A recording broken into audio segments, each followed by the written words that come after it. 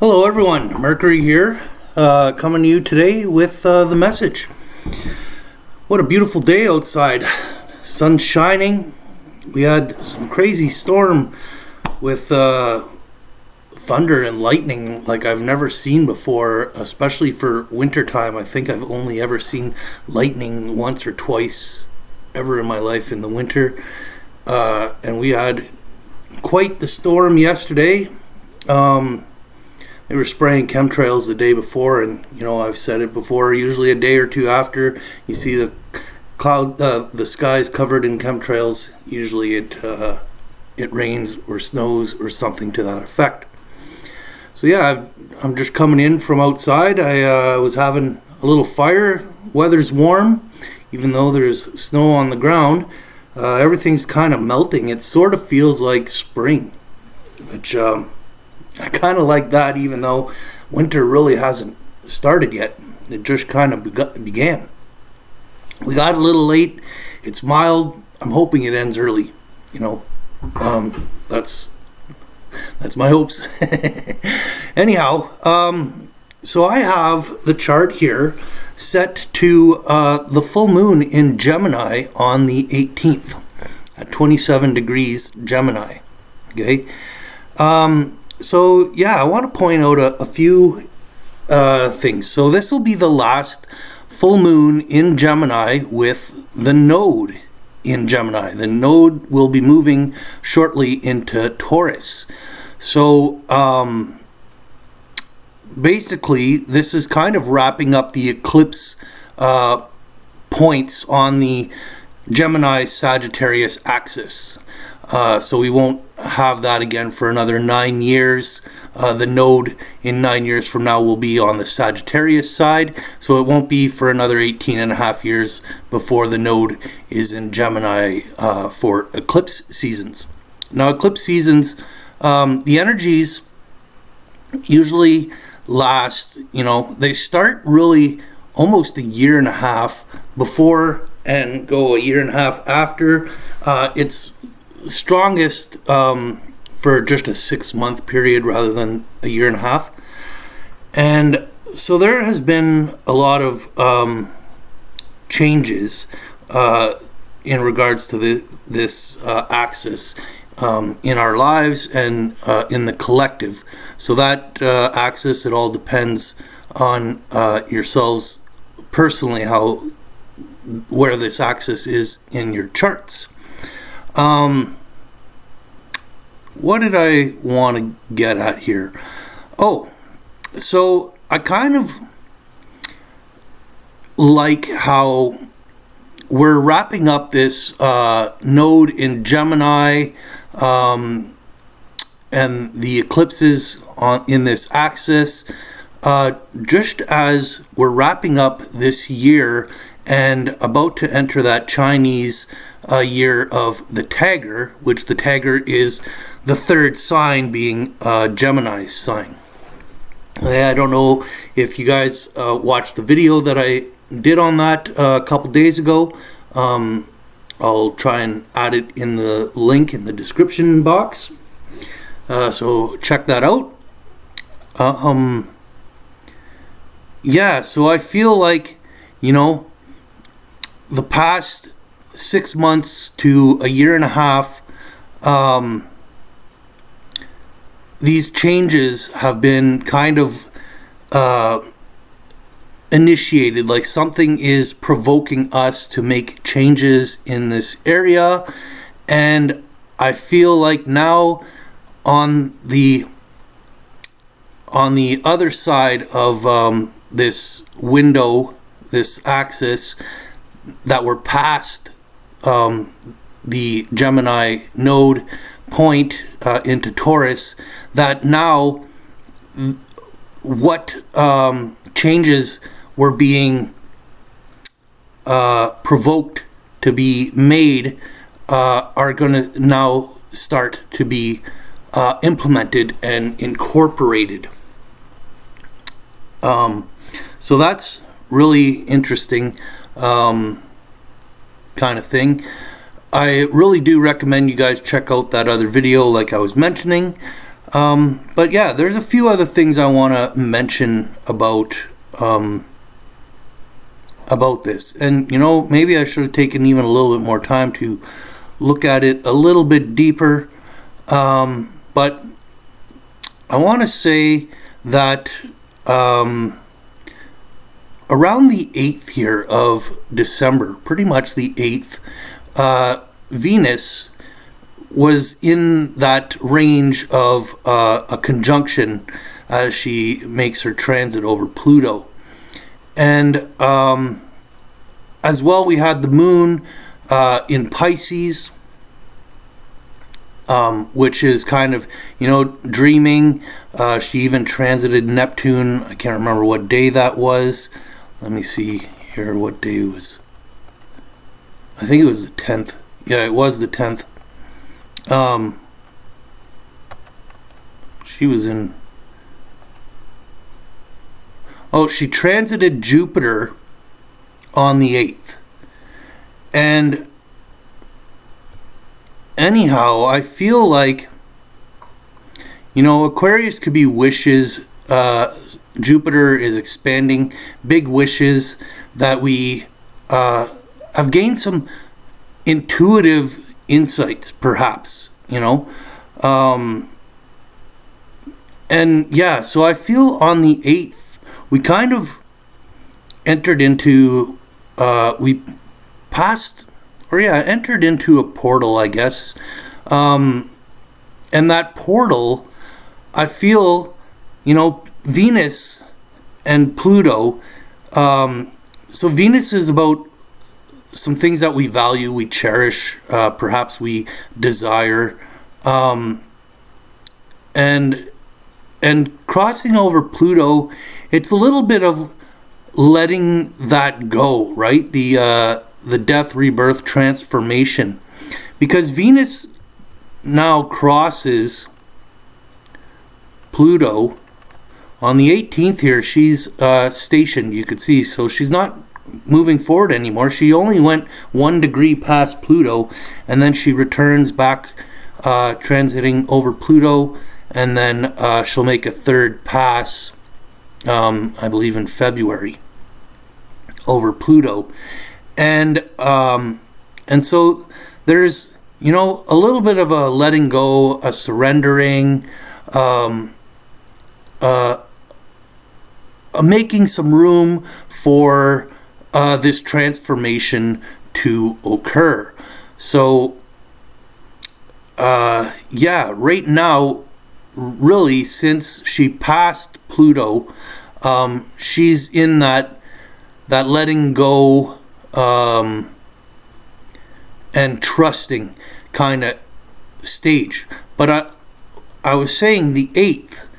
On the 8th, I feel like, for myself anyhow, I noticed 3 or 4 affirmations that inspired trust and hope for the future.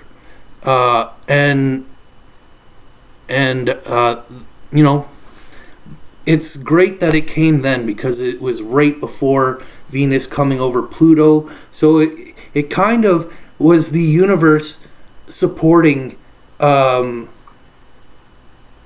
these ideas for what you would like for your future to happen.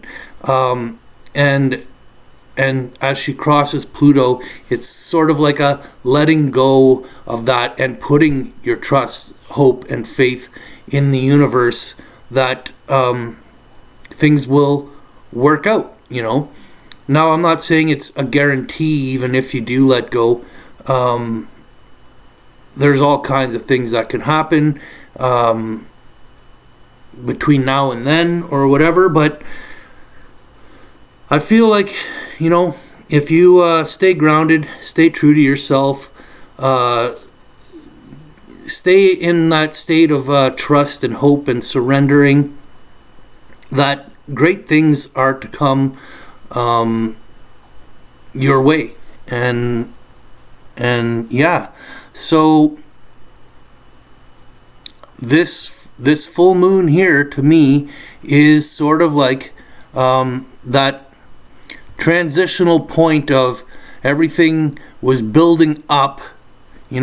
6 months ago there was a new moon eclipse in Gemini, and as there is a monthly moon cycle, there is also a yearly moon cycle. So 6 months after that eclipse new moon in Gemini, then there's a full moon in Gemini, right?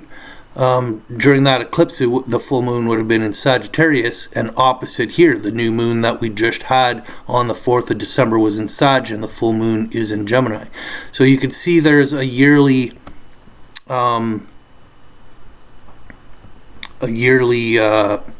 transition, right? And those eclipses, I believe there was an eclipse in Gemini or Sagittarius in the late spring of 2020, or at least let's just go look for kicks here. Let's go back 1 year and 6 months or so. Let's bring us back to June, May kind of area. June 5th, there was an eclipse in Sag. So yeah, the eclipse point started a year and a half ago in that area. Okay, so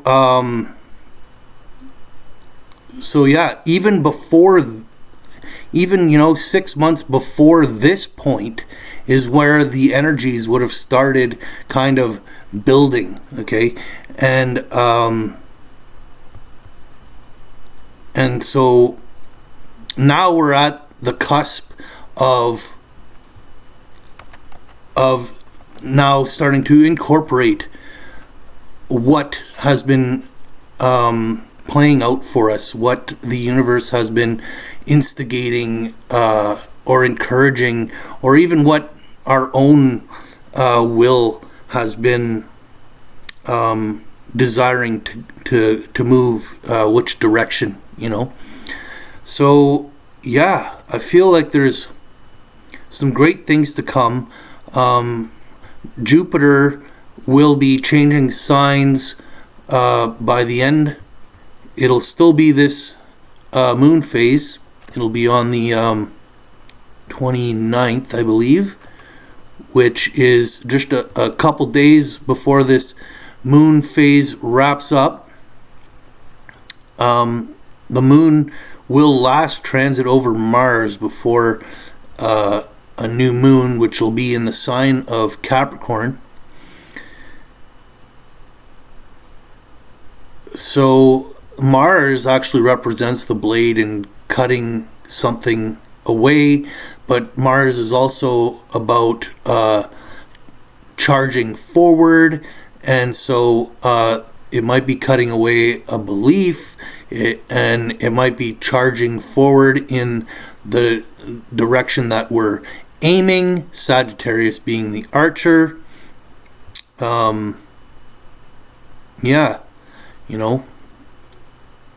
I'm really excited for the year 2022. I really got to dive into it a little bit more, but I've noticed some really promising things. Like I was saying, that video about the year of the Tiger. So I'm talking about the first 2 months of the year of the Tiger, where Venus and Mars are traveling together for 2 months in a very rare conjunction. I'm sure there's more things that are happening in there that I haven't looked at deep enough. But other things that I've seen so far for the year 2020 is on May the 4th. Okay, May the 4th be with you. The planet Uranus, the one of shock and awe, the one of evolution and higher insight, is conjunct the sun.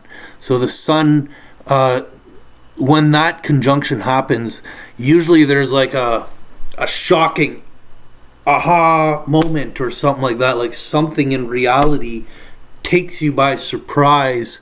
And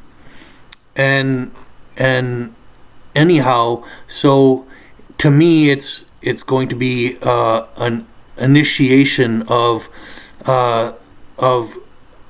basically alchemical properties of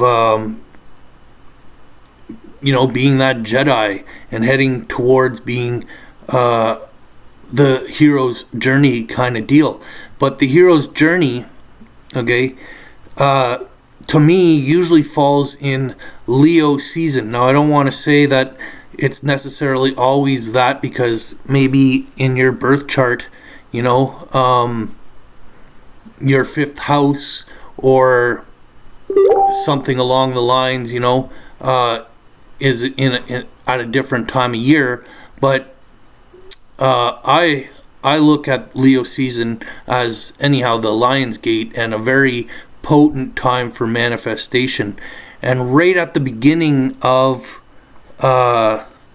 this Leo season, what was it that I was wanting to share here again? Right at the beginning of Leo season, it's slipping my mind right now, so I'm gonna just bring us to around when I thought I saw. What did I see? Oh, that's what I saw. Uranus, Mars on the node. Okay? And so to me, this here tells me all in. We're going all in.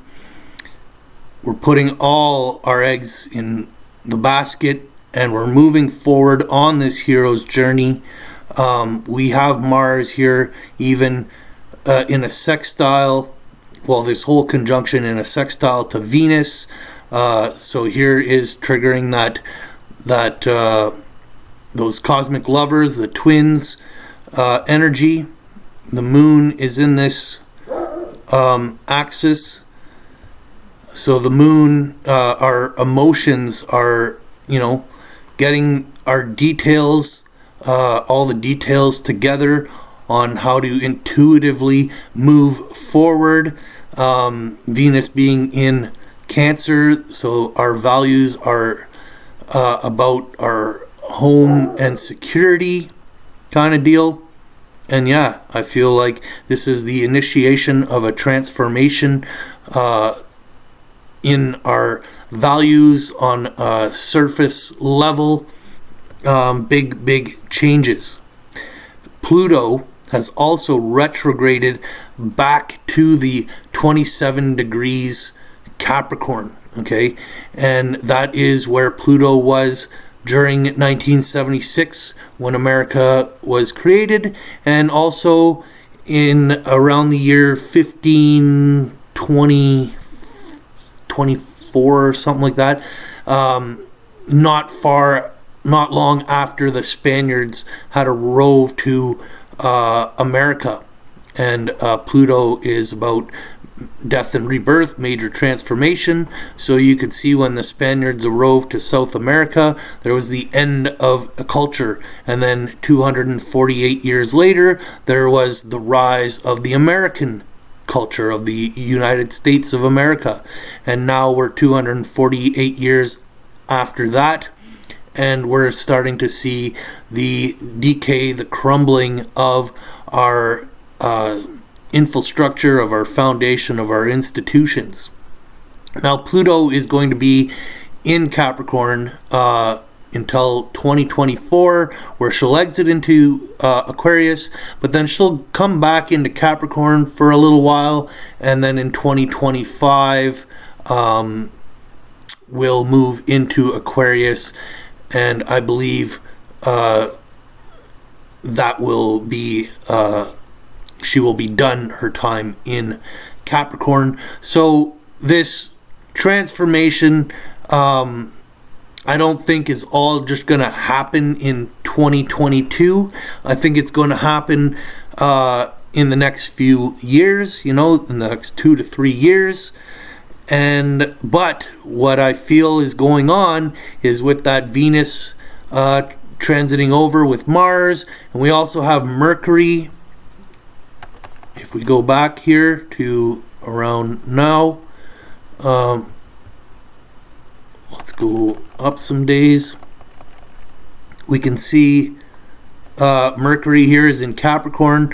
Mercury will be going over Pluto as well, making a transit, entering into Aquarius, then retrograding back over Pluto in this period where Venus and Mars are transiting over Pluto as well. And so what I feel is basically going to happen is we're going to start witnessing the decay of our governments, of our institutions, different things like that.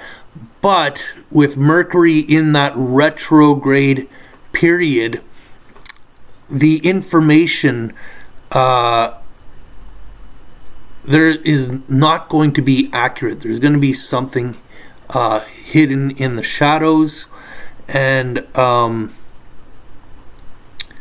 some information not coming to the surface. Okay, maybe once Mercury goes direct, some of that information will come forward, but you know, most people aren't paying attention, and so when Mercury moves forward, they're still stuck on the misinformation or the lack of information or whatever that they were provided for during his retrograde period.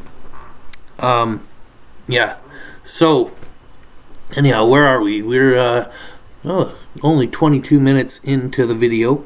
Not too bad. I thought I had been chatting for a lot longer than that. Just noticing here, Mars opposed the node on, that's kind of cool. I don't really have anything to say about that at this point. I just kind of want to see what day that is. Came on the 16th, which is a couple days from now. Mars will be opposed opposite the node, as Mars just recently where is Mars today? Mars today, yeah, between now and the 16th, Mars will change into Sagittarius as he's opposing the node. So Mars will actually be conjunct the south node. So this chart only shows the north node, but this is a polarity point, and there's the south node. So Mars will be transiting things from the past, maybe cutting away things from the past, but it could be also acting on instincts, acting on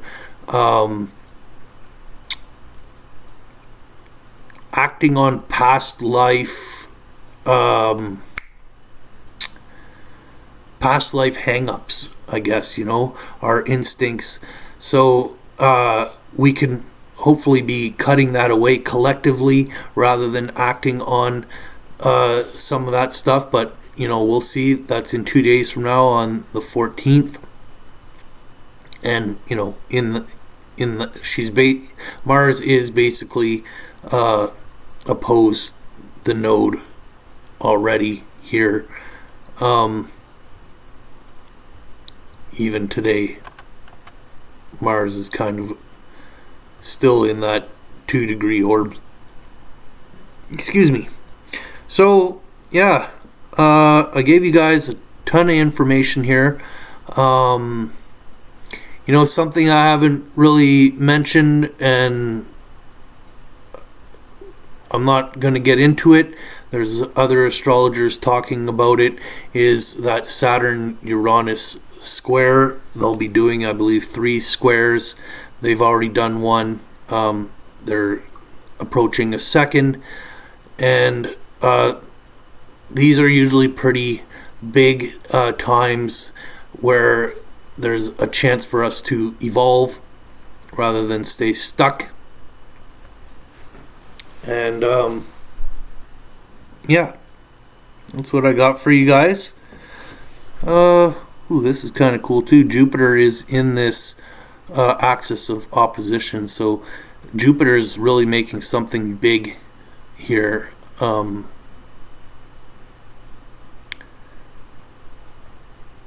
Anyways, that's my video for today. I hope you guys enjoy it. Thanks for watching. Like, share if you like. Hope to see you soon. Cheers.